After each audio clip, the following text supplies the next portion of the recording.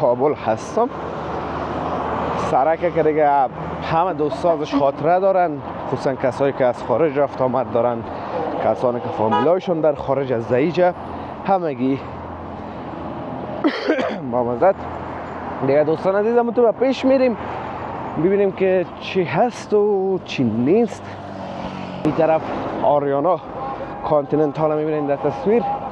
از امو دو هتل از دوستان عزیز که براتون گفتم اونقدر بزرگ نیست، کوچک است و متوسط. اما در پهلوش طرف قصر ستاره ها، یک قصر زیبا و لوکس در اینجا بیربار نیست و قدر.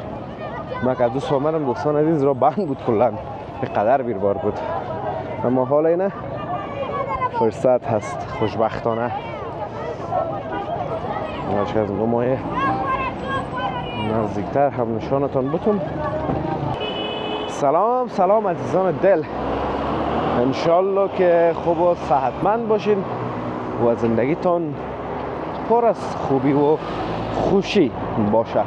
دوستان نهایت گرامی، ما در سرک میدان هوایی کابل هستم.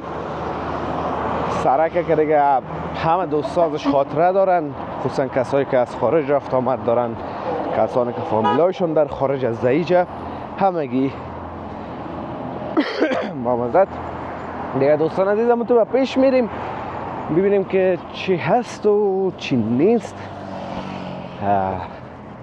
چهارراهی سرک میدان یا چهار راهی خود میدان هوایی دوستان عزیز هر زمان به قدر بیربار می باشه، به قدر که دیگه هیچ از گفتن نیست. یعنی بیربارش به حد و اندازه زیاد است. باز خصوصا وقتایی که حاجی ها بیاین ازش یا پروازا باشه بیاین یا برن، خلاصه دیگه چهارراهی بسیار بیربار میشه. اما خوبیش بازی است که ترافیکا همیشه هستن و نمیمانند که بیربار زیاد طال بخوره. دیگه بریم مولم از نزدیک دیدن بکنیم که چقدر بیربار است و چقدر موترها حسار هستن و وضعیتش حال چگونه هست.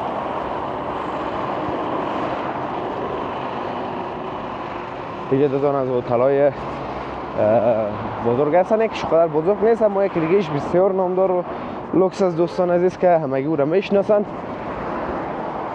به نام ستاره ها، که یکی از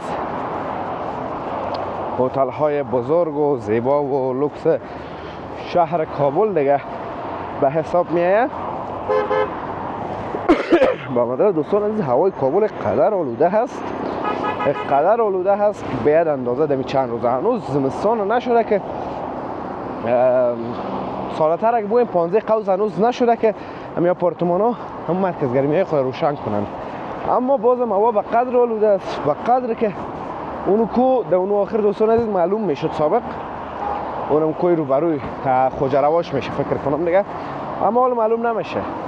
شما اگه دی طرف سعی کنین دوستان عزیز سابق تا یک جای همی آپارتمان های بزرگ کی طرف است، اگر اشتباه نکنم از دی هست و محب اونا معلوم میشد، اما حالا معلوم نمیشه. شما از این سکوسون سعی کنین.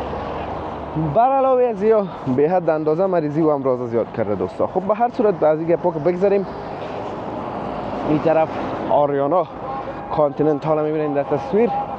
از امو دو هتل از دوستان عزیز که براتون گفتم اونقدر بزرگ نیست، کوچک است و متوسط.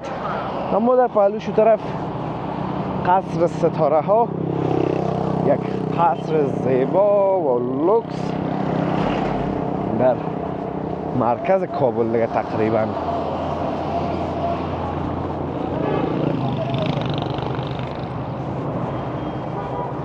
اینی گلایی را که در وسط دوستان عزیز کشال کردن میده فهمین از چیز باشه. باتون زوم کنم ببینین اینی گلا را، گلای گردنه اینا به خاطر از امون حاجی ها هستن دوستا، این کسایی که از حج میان.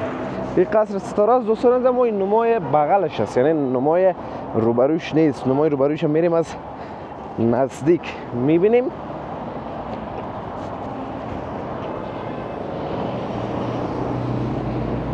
که سرک بگذاریم اینجا دوستان عزیز که کنم موتر نزنیم ما را.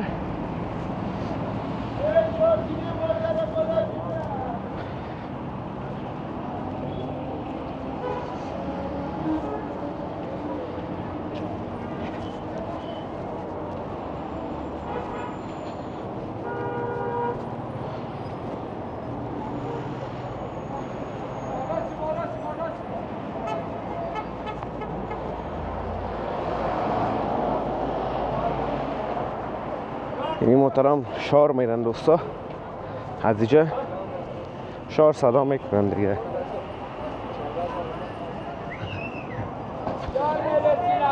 سینمای پامیر اینجا فکر کنم از راه مکرویان میرن اگر اشتباه نکنم. خب دوستان عزیز، اینی هم چهارراهی، اینی هم دروازه میدان هوایی کابل هست، میدان هوایی بین المللی کابل. که از نزدیک هم اگر ببینین شه بیربار نیست و قدر. من که از دوست آمدم دوستان عزیز را بند بود کلن، به قدر بیربار بود، اما حالا اینه فرصت هست خوشبختانه. ناچه از مایه نزدیکتر هم نشانتان بتون.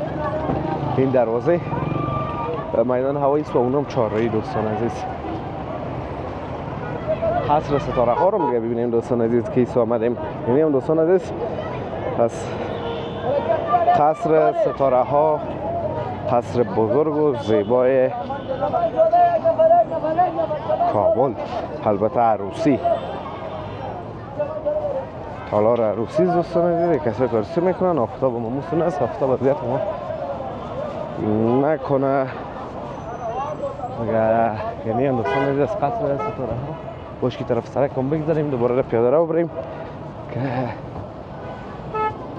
اگر موتر بزنیم آره این گپ خراب میشه. شب هم فکر کنم محفل دارن، موترهای مواد میارن دیگه. بعد بسیاری مواد دوستان عزیز آماده است، مثلا آلو خنک، آیسکریم که میارن در تابستان، سمبوسه، این چیزا آماده آورده میشه از دیگه بخشای اینجا پخته نمیکنن. اینجا غذا و سوپ و چیزا رو پخته میکنن، چیزایی که آماده است. ما تو بسیاری هتل‌ها رو دیدیم کباب از دیگه جاها میارن، کباب از دیگه جاها میخواین و میارن.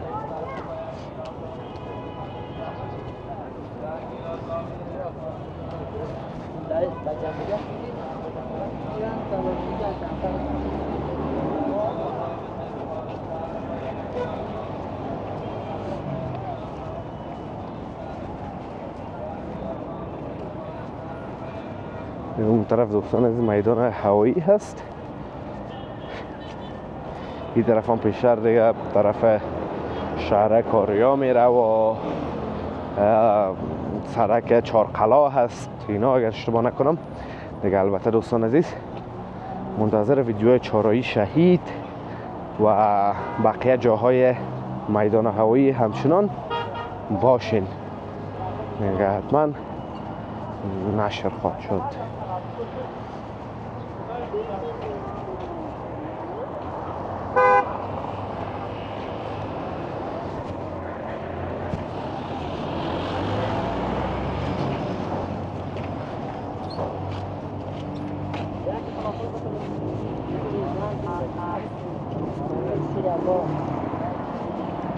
طرف هم امید کوایت چای دیگه دوستان عزیز صبح می باشه.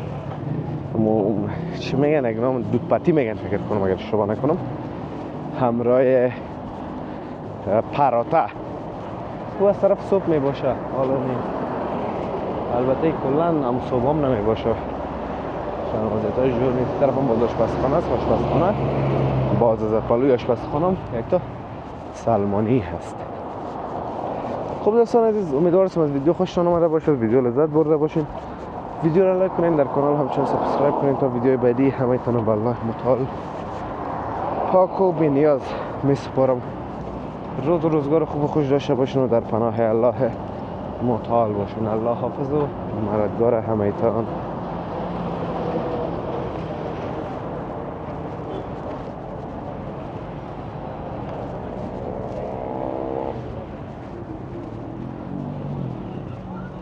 Milan, what's more Milan?